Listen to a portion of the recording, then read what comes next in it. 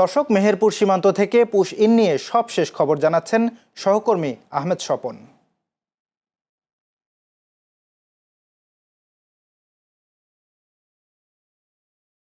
শাহনেওয়াজ, ধন্যবাদ আপনাকে। আপনি যেমনটি বলছিলেন যে মেহেরপুরের প্রায় প্রতিটা সীমান্ত দিয়ে পুশিনের চেষ্টা কিন্তু অব্যাহত রেখেছে ভারতীয় সীমান্ত রক্ষাকারী বাহিনী বিএসএফ। গত জুন 6 থেকে এখন পর্যন্ত অন্তত জেলায় 5টি পুশিনের ঘটনা তারা কিন্তু ঘটিয়েছে। কিন্তু এই পুশিনগুলা বারবার বিজিবি এবং বাংলাদেশের যে সাধারণ নাগরিক আছে তারা কিন্তু বারবার প্রতিহত চেষ্টা করেছে এবং সেগুলোকে ভারতে ফেরত পাঠাতে এক প্রকার বাধ্য করা হয়েছে। কালও কিন্তু মেহেরপুরের যে ধলা ক্যাম্প আছে, ক্যাম্পের অভ্যন্তরীণে একটি পুশিনের ঘটনা ঘটেছে। সেখানে 3 জন নাগরিককে তারা কিন্তু ঠেলে দিয়েছিল, সেটাও কিন্তু বিজিবি শক্তভাবে প্রতিহত করেছে।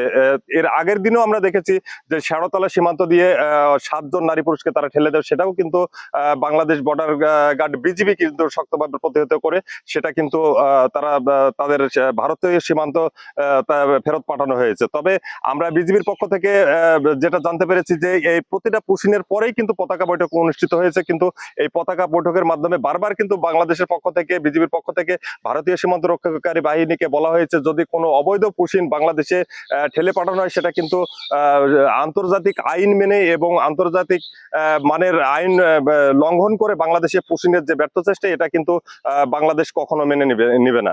তো এই ছিল মেহেরপুর সীমান্ত থেকে আমার কাছে পুশিনের সর্বশেষ।